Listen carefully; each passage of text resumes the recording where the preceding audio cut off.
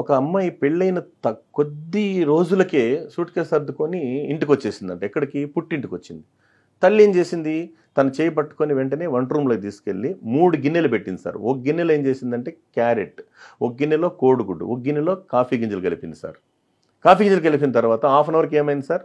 కోడిగుడ్డు ఏమైంది? మెత్తగా ఉండేది గట్టిపడింది, క్యారెట్ గట్టిగా ఉండేది మెత్తబడింది, కాఫీ గింజలు రంగును మార్చేసే స్వభావంతో కలిసిపోయినాయి. గింజల్లో సార్ నీళ్ళలో కలిసిపోయి హ్యాపీ కాఫీ అయిపోయింది. కాఫీ గింజలు కాఫీ నీళ్ళలో కలిసిపోయి టేస్ట్ వచ్చేసింది. చూడమ్మా, మీ అత్తగారింట్లో గట్టిగా ఉంటే మెత్తగా ఉండు, మెత్తగా ఉంటే గట్టిగా ఉండు. కాఫీ గింజలు అంటే మీ కాఫీలో ఉన్నట్టు గింజల్లాగా ఆ నీళ్ళలో కలిసి ఎలా టేస్ట్ ఇస్తుందో అందరిలో కలిసిపోయి సంతోషంగా బతుకమ్మ అని చెప్పిందంట సార్ ఆ మహాతల్లి.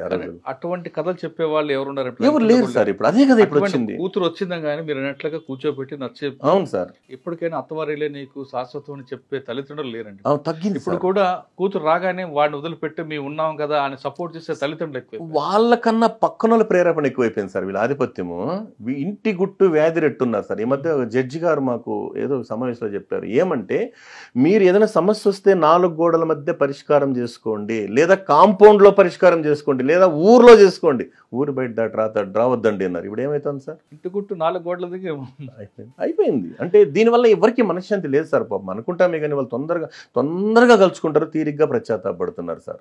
కరెక్ట్. ఇది అంటే దానివల్ల ఏమైందంటే సార్, చెప్పాను కదా sir, morning darling, evening divorce.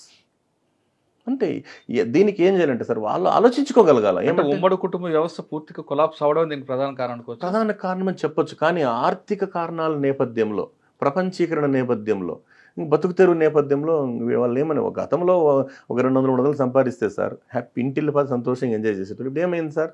అవసరాల కన్నా సౌకర్యాలు ఎక్కువైపోయినాయి, విలాసాలు ఎక్కువైపోయినాయి. అవసరం, సౌకర్యం, వినోదం, విలాసం అంతే. దాంతో ఆదాయం తక్కువైన ఏమైందంటే టోటల్గా దాని మీద అంటే హద్దు మీరినటువంటి కోరికలు ఉంటాయి కదా సార్, అంటే స్థాయికి మించి. వాటి వల్లనే అనేక రకాల ఇబ్బందులు వస్తాయి సార్. దాని ప్రకారంగా తీసుకుంటే సార్ ఇప్పుడున్నటువంటి పరిస్థితుల్లో ఇంకొక అద్భుతమైన సార్, నేను పిల్లల కోసం మనం ఎక్కడైతే చెప్తుంటామో సార్, మామూలుగా ఒక కొటేషన్స్ ఉండి తీసుకుంటా. సిరివెన్నెల సీతారామ శాస్త్రి గారు రచించినటువంటి ఉంది కదా సార్.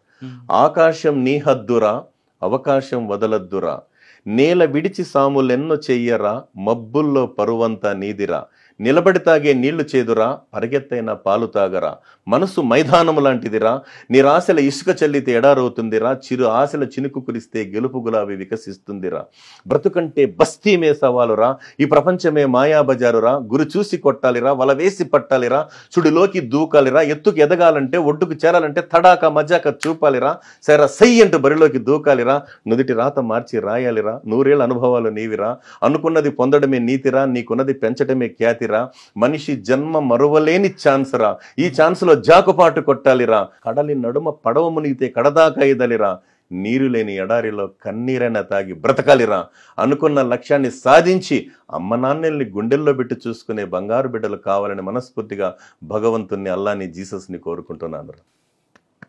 ఎందుకంటే ఇటువంటి అద్భుతమైన మాట ఒక్కటన్నా ఒక బిడ్డకి లేకపోయినా ఒక బిడ్డకి కనెక్ట్ అవుతుంది కదా సార్.